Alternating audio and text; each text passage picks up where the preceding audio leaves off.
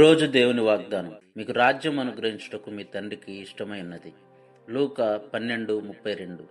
ఈరోజు మన దేశం తన స్వయం పరిపాలనను, రాజ్యాంగ అధికారాన్ని పండుగలా జరుపుకుంటుంది.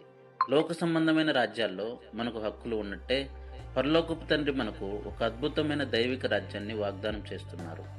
మనం ఈ దేశ పౌరులం మాత్రమే కాదు, క్రీస్తు ద్వారా పరలోక రాజ్య వారసులం కూడా.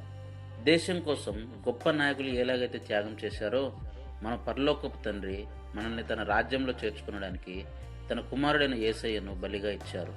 ఈ గణతంత్ర దినాన గుర్తించుకోండి, మీ భద్రత, మీ క్షేమం పరలోకపు తండ్రి బాధ్యత. మిమ్మల్ని దీవించడం, తన రాజ్యాన్ని మీకు అనుగ్రహించడం ఆయనకు ఎంతో ఇష్టమైనది. మన దేశాన్ని, మన ప్రజల్ని దేవుడు కాపాడునుగాక. అందరికీ రిపబ్లిక్ డే శుభాకాంక్షలు.